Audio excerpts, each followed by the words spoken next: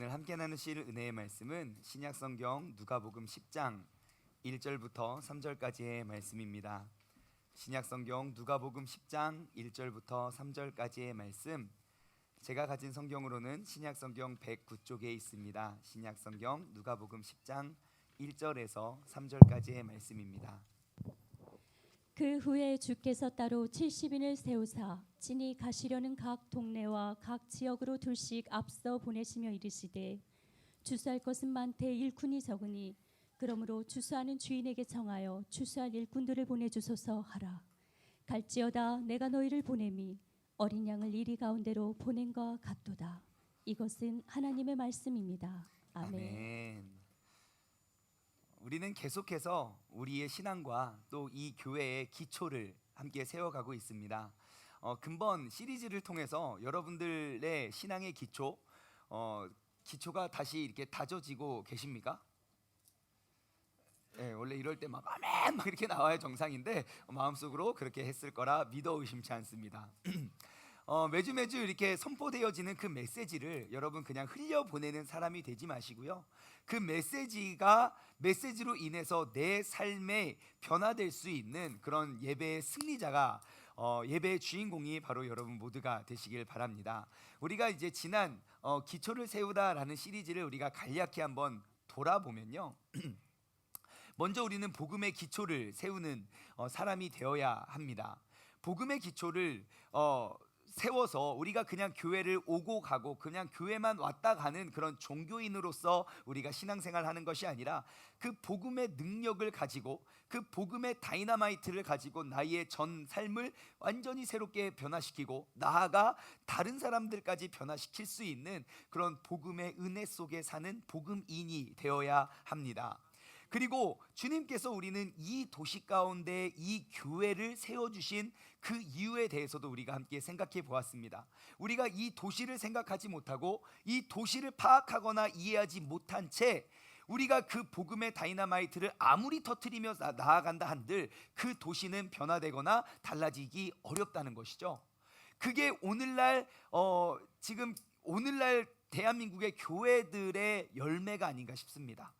그래서 우리가 이 도시 속에 교회가 세워진 그 목적을 우리가 반드시 기억해서 우리가 그것을 알고 우리가 올바른 목적을 가지고 내가 세상 속으로 들어가야 하는 그러한 복음 전달자가 되어야 된다는 것에 대해서 말씀을 나누어 보았습니다. 그래서 지난주 말씀에 우리는 사도 바울의 삶의 모습과 우리의 삶의 모습이 왜 다른가, 그 모습을 함께 살펴보았는데, 그의 삶의 모습과 우리의 삶의 모습이 다른 게 아니라 정말 다른 건 그와 우리는 삶의 목적이 다르다는 걸 우리는 발견했습니다. 나의 번영과 안정을 목적으로 하는 신앙생활이 아니라 영혼 구원을 위해서라면 나의 모든 권리까지도 포기하기를 두려워하지 않았던 사도 바울의 그러한 삶의 목적이, 지금 사도 바울이 죽은 지 우리는 그의 얼굴을 본 적도 없지만 죽은 지 2000년이 지난 지금까지도 우리는 그의 이름을 거론하며 그를 닮아가려는 삶의 주인공이 되었다는 것입니다. 여러분, 우리는요 올바른 목적을 가지고 세상을 변화시킬 수 있는 그러한 아름다운 교회, 아름다운 신앙인이 되기를 간절히 소망합니다. 오늘은요 우리 교회의 목적, 이 교회가 세워진 이 교회가 이 도시 가운데 만들어진 그 목적에 대해서 생각해 보기를 원하는데요, 하나님께서 이 교회를 왜 이 도심 한가운데 세우셨을까? 그리고 왜 교회에 많은 사람들이 모여야 하며 왜 교회들이 성장을 이야기하는 것일까? 우리 교회가 이 도심 가운데 세워진 그 목적, 우리가 영상을 통해서 한번 나누어 보도록 하겠습니다. This is the missional church. Simple. In the past, churches have spent large amounts of resources to construct the most attractive places imaginable for the community in which they were situated. Great music, compelling teaching, and a host of programs designed to gather people together were the staple of such church communities. Anyone who wanted to come was welcome, and church members were encouraged to invite their friends and neighbors. Generally, people had a pleasant experience. The people who came and were cared for seemed relatively similar. Education, income, pastimes, race, struggles, and histories seemed to be almost identical. Eventually, someone asked the question, what about all the people who aren't like us, but who live around us? Why aren't they here too? In response, the church increased its marketing budget, direct mailing the community, taking out ads in local papers, buying radio time, releasing a fresh web page, and offering to host the world's greatest event. The church was determined to be the center of everything great that happened in the community. Church members began to rely on the church to do the work of conveying God's story in the world. If someone could be brought to an event, they could hear about Jesus from a professional teacher. Inviting people became synonymous with evangelism. The missional church, on the other hand, empowers its members to be the church in the community. The church trains, resources, encourages, and challenges its people to live out the good news in their community with those who would otherwise be suspicious of a church and its marketing efforts. The church sends out its members to live among people unfamiliar with church customs, songs, and what it holds sacred, just like a foreign missionary. The missional church recognizes then that every believer embodies the life of the church in their neighborhood, in their school, or at their place of work. Each one of them telling God's story in the context of compassionate and genuine relationships. 네, 오늘 말씀의 제목은 미셔널 철치입니다. 미셔널 철치. 예, 한국말로 번역을 하면 선교적 교회죠. 지금까지 모든 교회들은 사람들을 끌어모으는 것에 집중을 했습니다. 그래서 사람들을 더 많은 사람들을 모으기 위해서 더욱더 다양한 그리고 사람들에게 맞춰진 그러한 일들을 했지요. 하지만 모이는 것에만 집중하고 모이는 것에서 그치다 보니 모이는 사람들끼리 더 이상 세상에 영향력을 끼치지 못하게 되었습니다. 그들끼리 모임이 되었고 그들끼리 그룹이 지어서 정말 정작 우리가 해야 할 우리의 사명과 우리의 목적을 달성하지 못하는 경우를 많이 봤습니다. 그래서 오늘 우리가 이 교회가 세워진 목적과 이 교회에 부르신 그 하나님의 목적을 우리가 생각하기를 원합니다. 우리가 모이기 위해서 세워지는 교회가 아니라 이제는 우리는 흩어지기를 원해서 흩어지기 위해서 모이는 교회가 되기를 원합니다. 왜냐하면 교회의 목표는 성령님의 인도하심을 받은 우리가 많은 운동과 복음 운동을 통해서 도시와 지역의 평화와 그러한 아름다운 번영을 추구하는 것이 우리의 목적이 되어야 하기 때문이죠. 교회 내에서 다양한 이벤트를 하는 목적, 많은 성경 공부와 우리가 성경을 많이 알고 성경적 지식을 쌓는 목적, 그 목적은 내가 변화되기 위한 게 목적이 아니라 나를 통해서 남이 변화되기 위한 목적이 되어야 합니다. 우리가 신앙생활하는 왜 내가 신앙생활을 지금 1년, 5년, 10년, 20년, 30년 해와도 왜 내 신앙에 내 삶은 왜 변화가 없고 왜 내 삶은 사도 바울처럼 많은 열매가 맺혀지지 않을까? 우리는 나의 신앙의 모습을 한번 돌아보면 우리가 한 가지 분명히 발견할 수 있는 그런 차이가 있는데요. 무엇이냐? 내가 가지고 있는 내 신앙생활의 목적과 하나님이 가지고 계시는 하나님의 목적에는 차이가 있을 것입니다. 나의 목적은 내가 달라지고 내가 변화되고 내가 복을 받고 내가 형통하기 위해서 내가 신앙생활을 해왔더라면 하나님이 나 같은 죄인을 택하여 부르신 목적은 나를 통하여 내 주변이 나를 통하여 내 도시와 내 사업장과 내 이 도시가 이 나라가 달라지기를 변화되기를 나를 통하여 복을 받기를 나를 통하여 형통하기를 원하시는 하나님의 목적이 있다는 사실을 우리는 기억해야 됩니다. 나를 위한 신앙생활이 아니라 나를 통하여 이루어지는 신앙생활. 다시 한번요. 나를 위한 신앙생활이 아니라 나를 통하여 이루어지는 신앙생활. 시작. 이러한 목적을 추구해 가는 것이 바로 미셔널 처치, 선교적 교회입니다. 교회는요, 교인들이 그들의 초점을 항상 외부로 향하고 항상 지역사회의 필요에 의해 접근할 때 그때야 비로소 우리는 선교적 교회의 사명을 감당할 수 있게 되는 것입니다.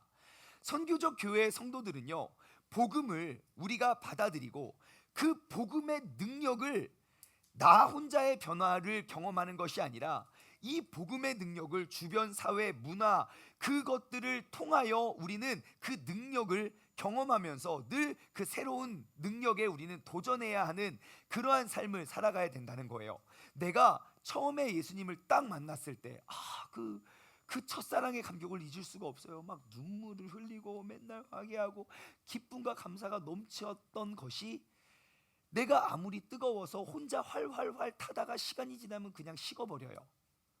하지만 내가 작은 은혜라도 그 은혜가 작은 깨달음이라도 그 깨달음이 내가 나를 통하여 다른 사람에게 전달이 되어지면 질수록 그 불길은 이 한 산을 다 태우고도 충분히 남을 만한 능력이 있다는 것입니다. 여러분, 우리가 모이는 목적, 더욱더 많은 사람을 끌어들이기 위한 목적이 아니라 우리가 더욱더 많이 흩어지기 위해서 모여야 합니다. 교회를 향한 하나님의 목적은 많은 사람들이, 얼마나 많은 사람들이 한 곳에 모여 있느냐가 아니라 그 사람들이 흩어져 세상 속에 얼마나 많은 영향력을 미치며 살아가냐 하는 것에 있습니다. 그리스도인들이 세상 속으로 들어가야 되는 것입니다. 그래서 주님께서 우리에게 명령하신 그런 명령, 땅 끝까지 이르러 나의 증인이 되라 말씀하시고, 주님께서는 끊임없이 사람들과 제자들을 세상 속으로 보내셨다는 것입니다. 흩어진 교회가 말씀과 올바른 말씀과 그 복음으로 살아내지 못하면, 우리가 세상 속에 나아가 우리가 그 크리스찬다운 모습을 보여주지 않으면 사람들은 나의 모습을 통해 하나님 믿기를 어려울 것입니다. 하지만 결국 선교적 교회는요, 세상 속으로 파송되어진 나의 말과 나의 말 한마디, 나의 생각 하나, 나의 표정 하나, 나의 모습 속에서 비추어지는 크고 작은 하나들을 통해서 예수님의 모습을 비추어내는 것, 그게 바로 미셔널 처치, 보내는 선교적 교회가 되는 것입니다. 오늘 우리는요, 내 신앙생활의 목적, 그리고 이 도시에, 이 교회가 굳이 이 도시 가운데 세워진 목적을 다시 한번 정립해 가길 소원합니다. 여러분, 우리는, 이 자리에 있는 우리 모두는요, 우리를 이 자리에 부르신 그 하나님의 목적은요, 예수 그리스도의 복음으로 우리는 도시를 변화시켜야 할 도시의 선교사가 되어야 합니다. 우리는요, 우리 가정을 변화시키고 나아가 우리 직장과 우리의 학교와 우리가 속해 있는 모든 곳을 변화시켜야 할 선교적 사명을 가진 선교사입니다. 하나님께서 120년 전에 조선 땅을 택하여 조선 땅을 사랑하셔서 사랑하신 결과 정말 많은 선교사님들을 한국에 보내주셨습니다. 근데 그 아시아권에서 보내주신 게 아니라 미국이나 영국이나 유럽 쪽에서 많은 선교사님들을 보내주셨습니다. 언어도 달랐고 생김새, 문화, 그 모든 것들이 달랐지만 이 나라를 향한 그 하나님의 마음이 너무너무 컸기 때문에 내가 수많은 핍박과 그런 박해 속에서도 하나님의 사랑, 내 목숨을 감수하면서까지도 이 땅에 뿌리를 받고 이 땅을 섬겼던 그런 선교사들이 있었습니다. 여러분, 선교사들이 한국을 그냥 100년 전, 120년 전 조선 땅을 밟는 건 진짜 쉬운 일은 아니었을 겁니다. 왜냐하면 우리가 편안한 마음으로 살아가길 원하는 사람이라면 일단 의식주가 편안해야 우리가 근심 걱정이 사라집니다. 일단 먹고 싸고 자고 하는 문제가 편안할 때 우리는 이제 참 휴식을 얻을 수 있는데요.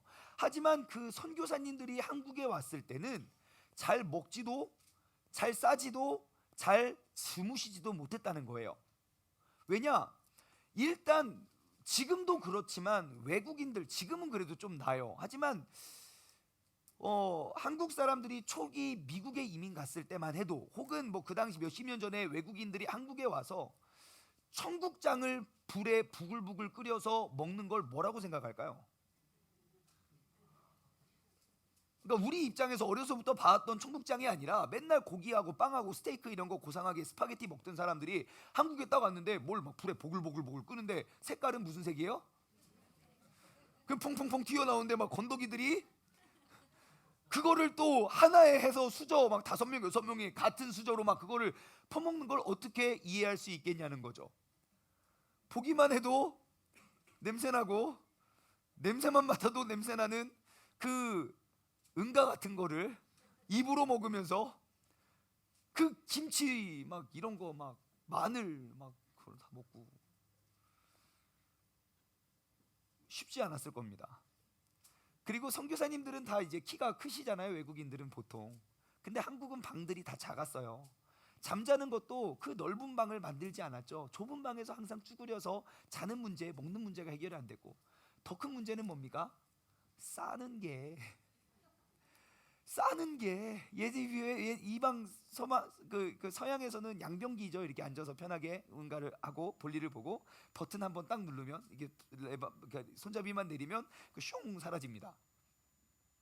근데 한국은 어떻습니까? 일단 화장실이 건물 밖에 있습니다. 저는 이제 그게 푸세식 화장실 세대는 아닌데, 그래도 저 어렸을 적에 이제 어린 아이들 나이 때만 해도 할머니 집에 가면 이제 화장실이 외부에 푸세식이 있었어요. 군산시 대야면에 가면 있었어요. 저는 이제 시골에 가는 2박 3일, 3박 4일 이렇게 고향을 가면요, 저는 3일 동안 똥을 참았습니다. 차마 그곳에 가서 응가가 떨어질지 내 발이 떨어질지 모르는 그런 긴장감 속에서 제가 편안하게 볼일을 볼 수 없었기 때문이죠. 그래서 제가 이렇게 힘들어하는 모습을 보고 우리 할머니께서 요강을 주셨어요. 요강을 거기다 하라고. 그건 더 할 수가 없는 거예요. 그 쬐끄만데 조치를 잘못하면 이게 어디로 올라갈지 모르기 때문에 그래서 그렇게 힘들었었는데, 한국 사람인 저도 그 정도였으니 외국인들은 어땠을까요? 특히 이렇게 겨울이 되면 옛날에 그랬다고 합니다. 겨울은 강만 얼었던 게 아니죠. 고드름만 생겼던 게 아니고 푸세식 그 화장실 안에 응가들도 이게 다 얼었다는 거죠. 그래서 이게 많이 이게 잘 푸기도 어렵고, 그게 쌓이면 응 하고 이렇게 피하고 응 하고 이렇게 피하고 볼일을 보셨다는 이야기를 얼핏 들은 것 같기도 하고, 아무튼 그 한국 땅에 와서 살아가기가 정말 쉽지 않았음에도 불구하고 그들이 나의 편한 모든 사람들이 추구하는 의식주를 포기해 가면서까지 이 나라 이 땅에 발을 딛고 살았던 이유가 뭐냐는 거죠. 나의 편의를 위한 인생이 아니라 나를 통하여 저희들이 변화되고 나를 통하여 저희들이 새로워지는 꿈을 꾸었기 때문입니다. 그 선교사님들이 한국 땅에 들어와서 여성들을 훈련하기 시작했어요. 한국에 보니까 여자가 제일 불쌍하대요. 집안에 그 대가족에 제일 먼저 일어나서 제일 늦게 자는 사람들이 여자고, 일어나서 잘 때까지 일만 계속하다가 사회적 무시당하고 멸시당하고 모든 일을 다 하면서, 그래서 그 여자들을 가리키기 시작했죠. 이화학당에서. 그게 오늘날 이화여자대학교가 됐고, 한국에 와보니 정말 병든 자, 아픈 자, 정말 작은 약만 먹어도 금방 날 수 있는 사람들이 엄청 많은데, 그 돈이 없어서 못하는 사람들을 보면서 의료 선교를 하기 시작했죠. 그래서 세워진 학교와 그런 병원들이 오늘날 대한민국에 뿌리 내리고 있는 그런 큰 병원들이 많다는 거죠. 그들은 나의 편의를 포기하면서 그들의 변화를 위해 그 목적을 가지고 나와서 결국 이 세상을 변화시키는 일에 성공했다는 것입니다. 우리가 왜 미셔널 처치가 되어야 하는지 오늘 본문 말씀은 너무나도 잘 이야기해주고 있습니다. 오늘 본문 말씀 1절부터 보면요, 그 후에 주님께서 따로 70인을 세우사 친히 가시려는 각 동네와 각 지역으로 둘씩 앞세워 보내며, 그 후에 70인을 세우사 보냈습니다. 예수님께서 70명을 보냈는데 이 70이라는 숫자를 우리가 조금 주목해 봤으면 좋겠어요. 왜냐하면 그 70명이 정말 69명도 아니라 71명도 아니라 70명만 세워서 보냈을까? 라는 것이라는 거죠. 그럼 모든 교회는 70명들끼리 70명만 보내야 하는가? 아니에요. 잘 한번 생각해 보면 성경에 보면 숫자들이 많이 등장을 합니다. 근데 숫자들이 전혀 생뚱맞는 숫자들이 등장하는 게 아니라 계속 반복되는 숫자들이 있어요. 그 반복되는 숫자들 가운데 하나가 12라는 숫자도 12제자, 12지파 이렇게 나오고, 그다음 3위는 완전수죠. 그래서 삼위일체 하나님이고 성부, 성자, 성령, 그리고 우리가 가위바위보를 할 때도 게임을 할 때도 3번 이렇게 그런 의미도 있고. 근데 7이라는 숫자는요, 성경에 기록되어 있는 거룩의 수입니다. 거룩의 수, 거룩을 의미하는 수. 그래서 세상을 7일 동안 창조하시고 일주일이 7일인 이유가, 우리가 6일 동안, 하나님은 6일 동안 창조하셨습니다. 7일째 아무것도 안 했는데 천지창조는 7일 날 완성이 되었죠. 그리고 10이라는 숫자는 완전을 의미하는 수. 그래서 거룩이 완전해져서 70이 되어서, 이것을 의미적으로 바라보면, 문자적으로 보면 그냥 70명을 말하지만 의미적으로 보면 그 모든 민족을 의미한다는 거예요. 근거를 내드리면요, 창세기 10장에 보면 족보가 쭉 나옵니다. 이제 그 사람들이 이제 막 세상 속에 막 이게 전파되고 막 나눠지는 때에 70으로 이방인 나라가 70개로 흩어지고요. 그리고 창세기 46장 27절 말씀에 보면요, 요셉이 이제 애굽 땅에서 이제 막 번성해져요. 나라는 다 힘들어지고, 그때 초대했던 이스라엘의 사람들이 70명이었고요. 민수기 11장 16절부터 쭉 말씀을 보면요, 이스라엘을 출애굽시켜서 그들을 다스리고 통치하고 하기 위해서 장로를 세우는데 70명의 장로를 세워서 그 나라를 다스리게 만듭니다. 신약으로 넘어와서는요, 그 유대 사회에서 가장 권위 있고 권력을 가지고 있던 그런 모임이 있었는데, 요즘 뭐 라이온스 클럽 같이, 근데 그거보다 훨씬 더 권위 있고 직결 심판이 가능했던 그런 공회원들이 있는데, 그 중에 가장 권위적이었던 게 산헤드린 공회입니다. 그 산헤드린 공회의 공회원들이 70명으로 구성되었다는 거죠. 다시 말해, 예수님께서 70명을 세워서 세상에 보내셨다는 것은 그냥 단지 70명만을 의미하는 게 아니라 모든 민족과 모든 성도들, 즉 우리가 장차 성도를 통해서 하나님 나라가 이 땅 가운데 이루어질 것을 지금 예견하시고 말씀하고 의미적으로 보내셨다는 겁니다. 여러분, 미셔널 철치는요, 모든 성도들을 파송하는 교회입니다. 우리는 다 그 주님의 복음 증거하도록 우리는 가르침 받고 우리는 세움 받은 존재라는 우리의 정체성을 잊지 기억하시기 바랍니다. 우리는 세상에서 부귀영화를 누리도록 하기 위해서, 또는 다른 어떠한 목적을 이루기 위해서 우리가 성도로 부름받은 일꾼이 아닙니다. 주님께서 우리를 이 자리에 보내주시고 우리를 예수 그리스도의 능력으로, 그 구원의 힘으로 우리를 영원한 천국을 소망하시게 하신 이유는 우리가 세상에 나아가 세상을 변화시키기 위해, 파송되기 위해 부름받은 존재라는 사실을 기억하시기 바랍니다. 그러므로 우리는요, 복음 전도자가 되어서 그 복음 전파가 내 인생 최고의 목표와 가치를 두고 살아가야 됩니다. 내가 무슨 일을 하든지, 사업을 하든지, 직장생활 하든지, 학교생활 하든지, 모든 내가 거하는 곳곳마다 복음 전파에 초점을 맞춰낼 수 있는 우리 모두가 되었으면 좋겠습니다. 여러분, 이 일을 소홀히 하는 것은 곧 하나님의 부르심과 목적을 거스르는 일과 마찬가지입니다. 근데 오늘날 한국교회가 잊혀져 왔고 잃어버리고 생각하지 못했던 게 이 부분이에요. 항상 모이기에는 힘쓰고 더욱더 많은 사람들을 모으기 위해, 아까 영상을 통해 봤듯이 최고의 서비스를 제공하기 위해 최고의 사람들, 음악, 영상 이런 것들을 다 들여 모았는데 정작 이들이 모이는 데에 급급하느라 흩어질 힘이 없는 거예요. 진짜 주님께서 우리를 모으신 목적은 우리가 흩어져 세상을 변화시키는 목적으로 모여야 되는데, 흩어지는, 모이는 사람은 몇천 명이고 몇만 명인데 정작 그들이 흩어져 세상 속에서 복음을 전하는 사람은 눈에 띄게 찾아보기가 어렵다는 겁니다. 여러분, 우리 모두는 복음의 일꾼으로 부름받았습니다. 우리는 이 부르심에 합당하게 복음 전파에 최선을 다할 수 있는, 하나님을 기쁘게 해드리고 그로 인해 착하고 충성된 종으로 쓰임받는 우리 모두가 되었으면 좋겠습니다. 다시 1절 말씀을 보시면요, 눈에 띄는 단어가 두 개 있었습니다. 이 1절 말씀을 요약을 하면요, 하나님이 70인을 세우사 각 지역으로 돌씩 앞서 보내셨다는 거예요. 핵심 단어는 뭡니까? 세우셨다는 것과 보내셨다는 거예요. 여러분,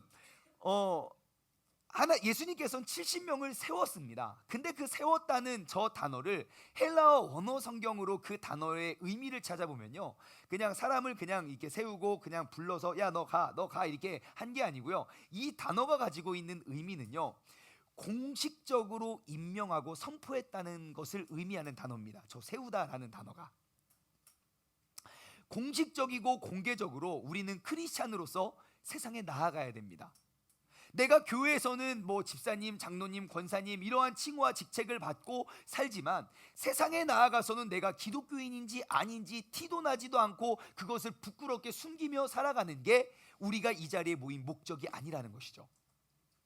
여러분, 우리 크리스찬들은 이제는 더 당당하고 떳떳해야 됩니다.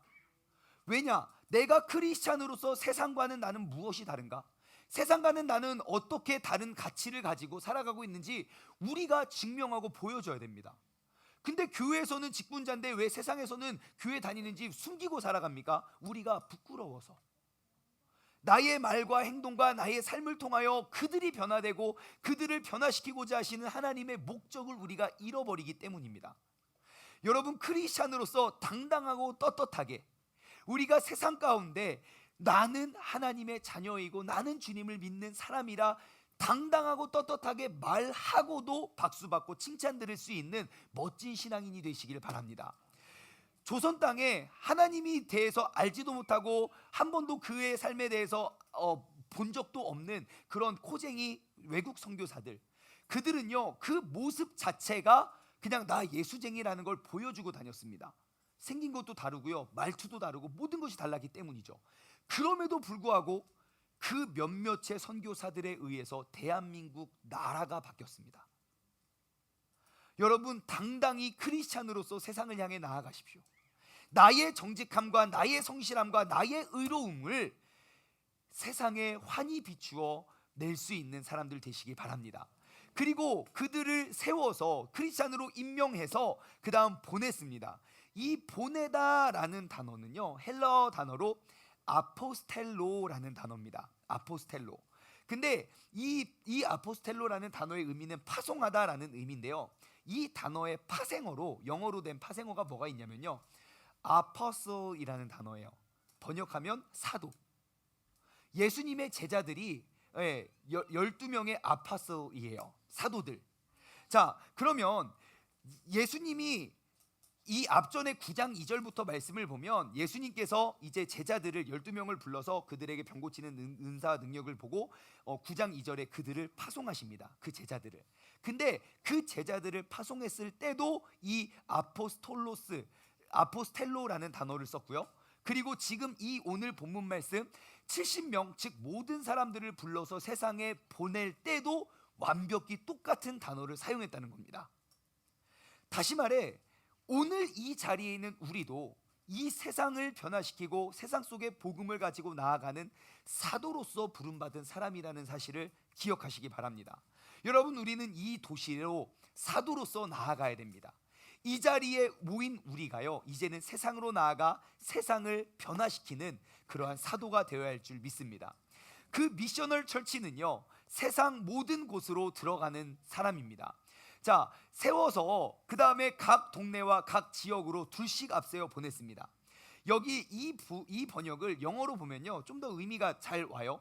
각 동네와 각 지역이 뭐냐면 every town, every place예요.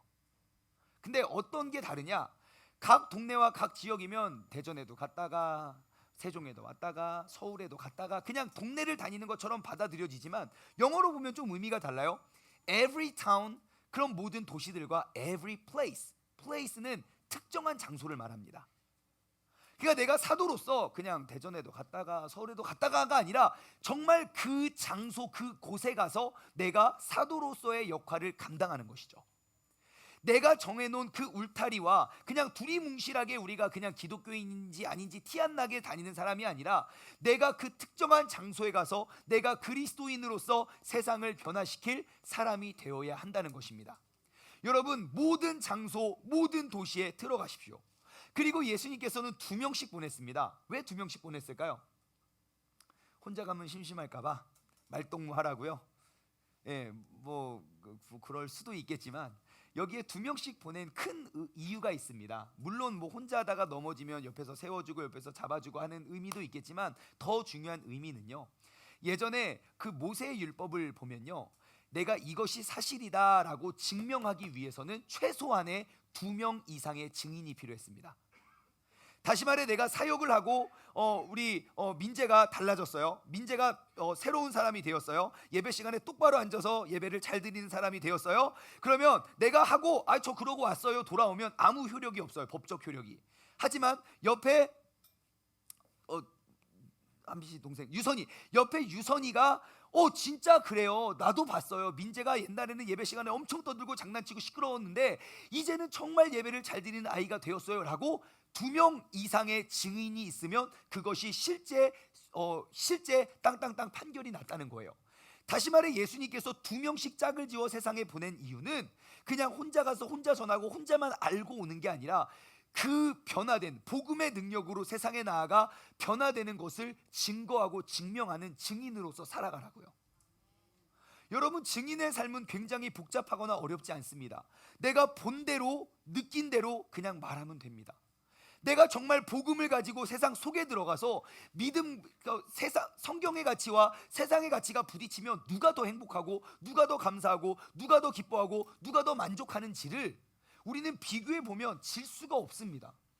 세상은 많이 가져야 배부르고 기뻐하고 만족하지만 그것도 오래가지 않습니다. 하지만 성경은 많이 나누어지는 것에 기쁨을 느끼라고 한다면, 없는 것에서도 우리는 기뻐할 수 있다면 우리는 세상과 부딪혀 이겨낼 수밖에 없는 사람입니다. 그러한 변화들을 우리가 보았다면 이제 증거하는 사람이 되어야 된다는 것이죠. 미셔널 철치는요, 세상 속에서 추수하는 사람들입니다. 2절 말씀을 보겠습니다. 2절 말씀.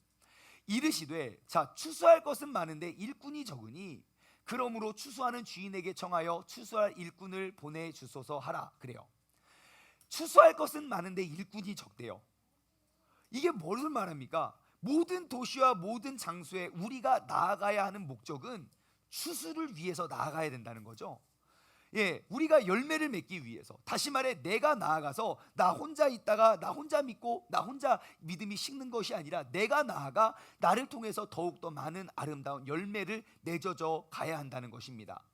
하나님의 나라를 선포하는 일, 그 일은 너무너무 중요하다는 걸 다 알지만 그 일을 감당하기 위해 나가는 사람이 적습니다.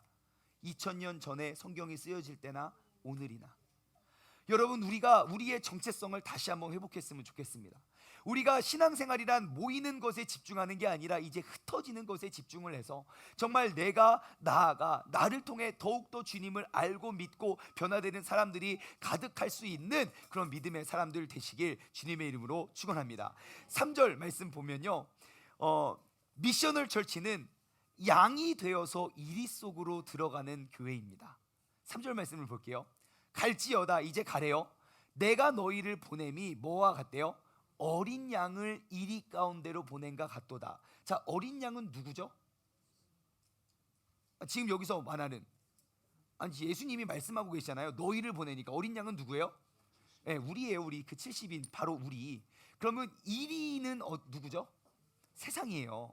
자, 여러분, 미셔널 철치는요, 양이 되어서 이리 가운데 들어가야 됩니다. 우리가 세상에 들어가는 거는, 비유를 들자면 양을 이리 가운데 보낸다고 비유하고 있습니다. 근데 양 중에 엄청 크고 힘센 양이 아니라 어린 양이라고 합니다. 그렇다면 우리는 먼저 양이 되어야 됩니다. 내가 주님을 알기 전에, 내가 주님을 만나기 전에, 물론 어려서부터 이렇게 믿음 가운데 잘 자란 사람들이 있을 수도 있지만 내가 세상에서 막 방황하다가 주님을 만난 사람이 있을 수 있습니다. 그러면 내 주님을 만나기 이전 삶을 한번 동물로 묘사해 보십시오. 나는 어떠한 동물이었습니까? 네? 사자 같은 사람이었습니까? 곰 같은 사람이었습니까? 강아지 같은 사람이었습니까? 주님을 만나기 전에 이렇게 비유를 하면요, 세상은 좀 그래요. 술을 아주 많이 마셔서 나의 의지와 나의 뜻대로 행동을 하지 못하는, 통제력을 잃어버린 사람을 우리는 뭐가 됐다 그럽니까? 그렇습니다. 강아지가 됐다고 합니다. 왜 다른 것들도 많은데 왜 굳이 강아지가 되었다고 할까? 욕할 때도 마찬가지입니다. 화가 나면 일단 대한민국 사람이라면 제일 먼저 튀어나오는 그 새끼는 누구의 새끼입니까? 네, 강아지의 새끼가 일단 튀어나옵니다. 뭐 불의를 보면 야 이 개부터 나옵니다. 많고 많은 말이 있는데, 야 이 장미꽃아, 야 이 파인애플아, 막 과일도 채소도 많은데 왜 굳이 짐승을 비유해서 했을까? 그런데 그렇게 우리가 주님을 알기 전에 그렇게 강아지와 같았던 사람들이 예수님을 인격적으로 만나고 복음을 기초하는 삶을 살게 되면요, 어린 양이 됩니다. 정말 순한 양이 됩니다. 예수님을 알아가면 알아갈수록 내 혈기가 줄어들고요, 내 욕심도 작아지고요. 정말 저 사람이 어떻게 저렇게 됐나? 어떻게 그렇게 되더라고요.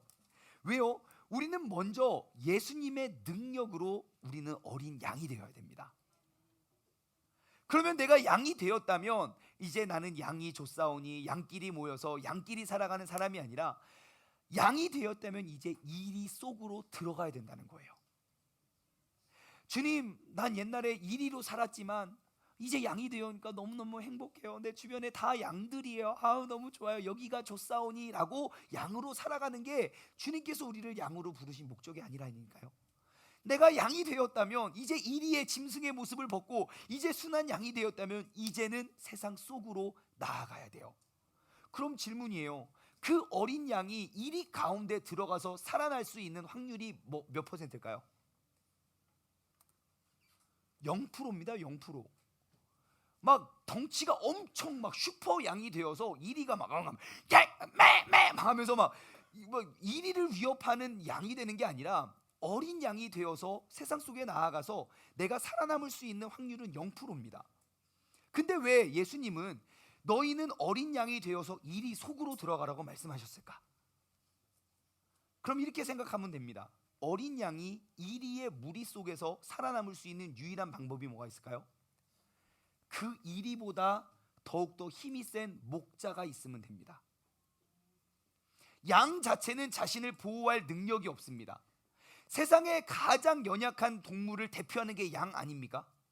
모든 채식동물이든 초식동물이든 육식동물이든 자신을 보호하고 남을 공격할 만한 도구가 다 있습니다. 막 짖는 소리가 있든 이상한 소리가 있든 독을 품고 있든 날카로운 이빨이 있든 날카로운 발톱이 있든 빠른 달리기가 있든 뿔이 있든 뭐든지 아니면 덩치가 엄청 크든지 뭐든지 자신을 보호할 만한 게 있는데 양은 아무것도 없습니다.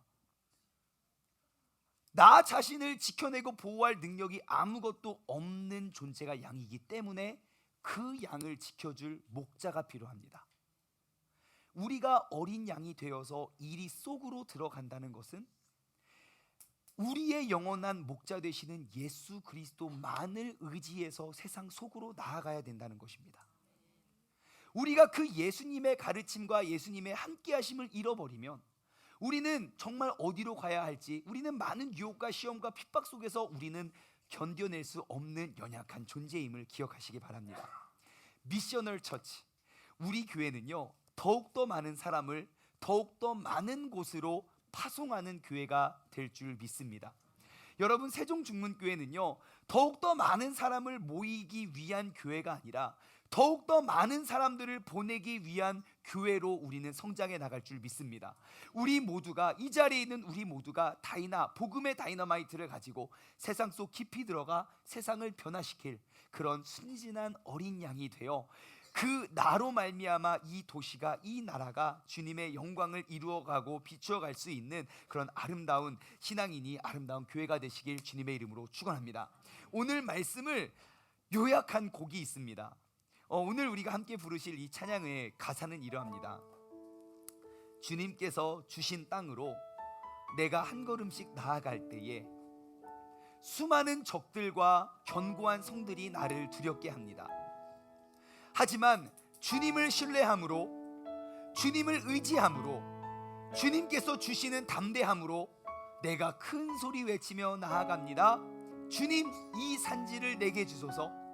그날에 주님께서 말씀하신 이제 내가 주님의 이름으로 그 땅을 취하겠습니다. 내가 이제 이곳에 모여서 어린 양으로서 살아가는 것이 아니라 내가 이곳에 모여 어린 양이 되어 내 삶 속에 들어가 정말 두렵고 견고한 성들이 나를 두렵게 하지만 나의 목자 되시는 주님을 신뢰함으로, 의지함으로 내가 나아가오니 주님, 이 산지를, 이 학교를, 이 도시를, 이 나라를 내게 주옵소서. 우리가 고백할 수 있는 우리 시간 되었으면 좋겠습니다. 다 같이 함께 찬양하시겠습니다.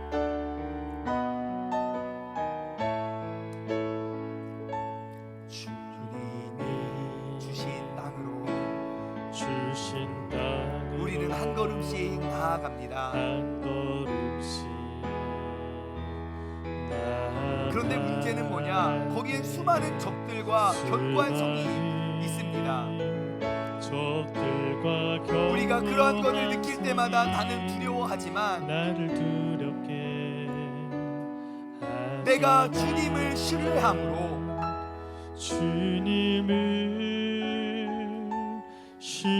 나의 목자 되시는 주님을 내가 의지함으로 주님을 의지함으로 주님께서 내게 주시는 담대함으로 주님이 주시는 담대함으로 큰 소리 외치며 나아갑니다. 큰 소리 외치며 나아가니 이 산지를 내게 이 주소서. 산지를 내게 주소서 그날에 주님께서 말씀하신 그날에 주께서 말씀하신 이제 내가 주님의 이름으로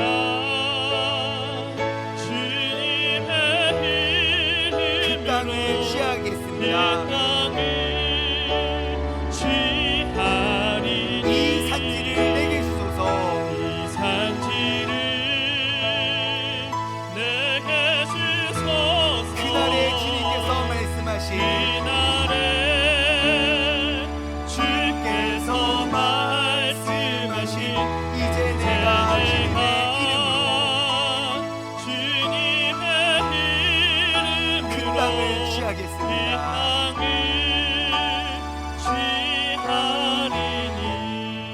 이 시간 우리가 함께 기도하며 나아가기를 원합니다. 주님께서 이 도시에 이 교회를 세우신 목적, 주님께서 나를 이 시간 이곳에 부르신 목적, 내가 짐승이었던 일이었던 늑대였던 내가 주님을 만나 양이 되는 것이 목적이 아니라 내가 양이 되어 세상에 나아가는 목적입니다. 우리는 많은 사람들이 모이는 목적으로 세우는 교회가 아니라 더욱더 많은 사람들을 흩어고 보내기 위한 그런 선교적 교회가 되길 소원합니다. 주님, 내가 주님이 주신 땅으로 한 걸음씩 나아갈 수 있는 사람이 되게 해달라고 다 같이 주님의 이름을 한번 힘차게 부르짖고 우리가 결단하며 다짐하며 합심하여 기도하도록 하겠습니다. 주여, 하나님 아버지 감사합니다. 아버지 하나님 우리가 주님께서 주신 이 땅을 향해 우리가 한 걸음 한 걸음 나아가길 원합니다. 아버지 하나님, 수많은 적들과 견고한 성들이 우리를 두렵게 하지만 아버지 하나님, 우리가 주님을 더욱더 신뢰함으로 우리가 주님을 더욱더 의지함으로 주님께서 주시는 담대함으로 우리가 큰 소리를 외치며 나아가기를 소원합니다. 아버지 하나님, 우리는 어린 양이 되어 세상에 나아갈 때마다 주님, 이 산지를 나에게 달라고, 이 일터를 나에게 달라고, 아버지 이 나라와 이 민족을 아버지 우리에게 허락하시어 온전히 주님의 뜻을 이루어 가는데 아버지 하나님, 내가 쓰임받은 도구가 되길 원합니다. 아버지 하나님, 주님께서 함께하시고 주님께서 역사하시고 인도하여 주시옵소서.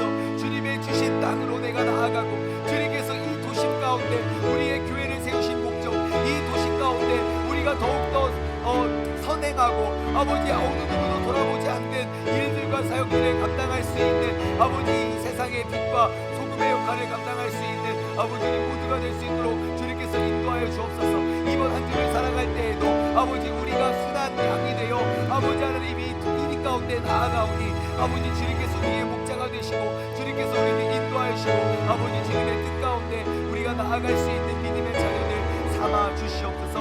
아버지 주님께서 역사하시고 인도하여 주옵소서. 하나님 아버지 감사합니다. 우리가 이 자리에 나온 목적과 그리고 이 도시 속에 이 교회가 세워진 목적을 생각하길 원합니다. 우리가 여태까지 신앙생활은 우리가 생각하고 우리가 말하는 전도는 교회의 사람을 초청하여 교회의 사람을 데려오는 것이 우리는 전도라 말하였는데 그것은 도를 전한 것이 아니었습니다.